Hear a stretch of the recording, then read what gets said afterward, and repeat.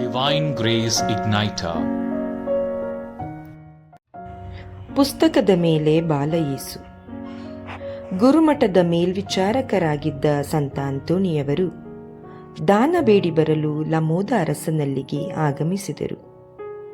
ಬಹಳ ಸಂತೋಷಕರವಾಗಿ ಸ್ವಾಗತಿಸಿದ ಅರಸ ತನ್ನ ಅರಮನೆಯೊಳಗೆ ತಂಗಲು ಬೇಡಿಕೊಂಡರು. ಅಂದು ರಾತ್ರಿ ಮಹಾಪುರುಷರೇನು ಮಾಡುತ್ತಿರಬಹುದೆಂದು ಕಾತುರತೆಯಿಂದ ಅರಸ ಸಂತ ಅಂತೋಣಿಯವರ ಕೊಠಡಿಯ ಬಳಿ ಬಂದರು. ಅವರ ಕಣ್ಣಿಗೆ ರಾಚುವಂತಹ ಸೂರ್ಯನ ಬೆಳಕಿನ ಪ್ರಖರತೆಗಿಂತಲೂ ಮಹಾಶಕ್ತಿದಾಯಕ ಜ್ಯೋತಿ ಬೆಳಗುತ್ತಿತ್ತು. ಸಂತ ಅಂತೋಣಿಯವರ ಕೈಯಲ್ಲೊಂದು ಪುಸ್ತಕ, ಬೈಬಲ್. ಅದರ ಮೇಲೆ ಪುಟ್ಟ ಬಾಲಯೇಸು ತನ್ನ ಮುದ್ದು ಕೈಗಳನ್ನೆರಡು ಚಾಚಿ ಸಂತರ ಕುತ್ತಿಗೆಯನ್ನು ಅಪ್ಪಿಕೊಂಡಿದ್ದರು.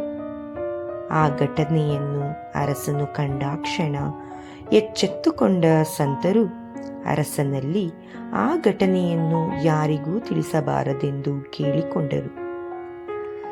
ಸಂತರ ಸಾವಿನ ನಂತರ ಆ ಸತ್ಯ ಬಹಿರಂಗವಾಗಿ ಪಸರಿಸಿತು.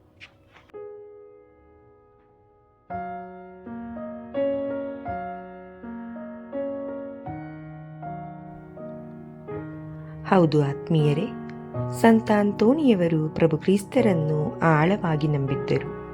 ಅದಕ್ಕೆ ನಿದರ್ಶನವೆಂದರೆ ನಾವು ಕಾಣುವ ಸಂತ ಅಂತೋಣಿಯವರ ಹಾಗೂ ಯೇಸುಬಾಲರ ಈ ಚಿತ್ರ.